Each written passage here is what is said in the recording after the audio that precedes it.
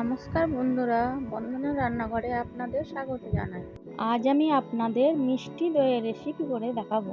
আমি এখানে 1 কেজি গরুর দুধ নিয়েছি। আপনারা প্যাকেট দুধ দিয়েও করতে পারেন, কিন্তু ফুল ফ্যাট প্যাকেট দুধ নেওয়ার চেষ্টা করবেন। দুধটা জাল দিয়ে 500 গ্রাম করে নেব।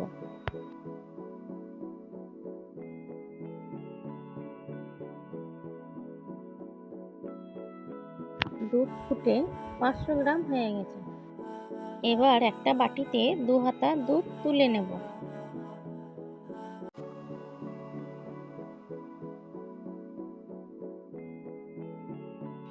দুটো এলাচ দেব মিষ্টি গন্ধর জন্য। বাটিতে তুলে রাখা দুধের মধ্যে 4 চামচ গুঁড়ো দুধ মিশিয়ে নেব। এখানে আমি 200 গ্রাম চিনি নিয়েছি। 150 গ্রাম চিনি দুধের মধ্যে দিয়ে দেব আর 50 গ্রাম ক্যারামেলের জন্য রেখে দেব। এবার গুঁড়ো দুধ গোলাটা দিয়ে দেব। আবার ভালো করে দুধটা ফুটিয়ে নেব। এখানে আমি 150 গ্রাম মিষ্টি দই নিয়েছি। এক্সট্রা জলটা ঝরিয়ে নেব একটা ছাকনার মধ্যে দিয়ে। এবার একটা প্যান বসিয়ে ক্যারামেল তৈরি করে নেব। প্যানটা গরম হয়ে গেছে, আঁচটা কমিয়ে এবার চিনিটা দিয়ে ক্যারামেলটা তৈরি করে নেব। ক্যারামেলটা তৈরি হয়ে গেছে। এবার সাবধানে 2 হাতা দুধ দিয়ে দেব।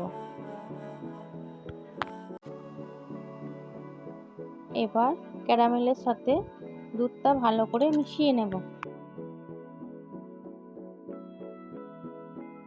গ্যাসটা বন্ধ করে দিয়েছি। এবার হাতায় করে নেড়ে দুধটা ঠান্ডা করে নেব। এবার দুধের সাথে ক্যারামেলটা মিশিয়ে নেব ভালো করে। দই থেকে এক্সট্রা জলটা ঝরে গেছে। এবার দইটা ভালো করে ক্রিমের মতো ফেটে নেব।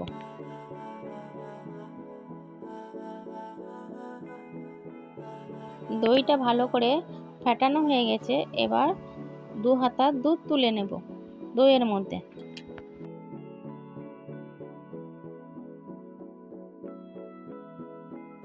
দুধটা ভালো করে ঠান্ডা হয়ে গেছে। আমি এই বাটিটায় দই বসাবো, তাই একটু দই এই বাটিতেই মাখিয়ে নেব। এবার দুধের মধ্যে দইয়ের মিশ্রণটা দিয়ে দেব। এবার ভালো করে মিশিয়ে নেব।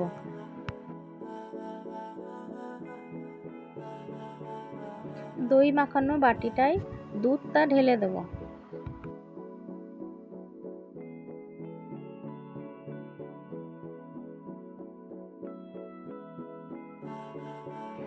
এবার বাটির ওপরে ভালো করে একটা থালা চাপা দিয়ে দেব। এবার একটা মোটা চাদর ঢাকা দিয়ে গরম জায়গায় 7-8 ঘন্টার জন্য রেখে দেব। 8 ঘন্টা হয়ে গেছে। এবার দইটা খুলে দেখে নেব দইটা কেমন বসেছে।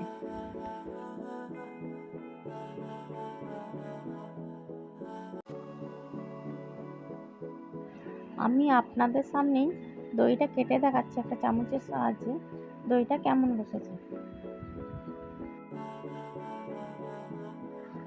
আমার ভিডিওটা যদি আপনাদের ভালো লেগে থাকে তাহলে লাইক, কমেন্ট, শেয়ার করে দেবেন।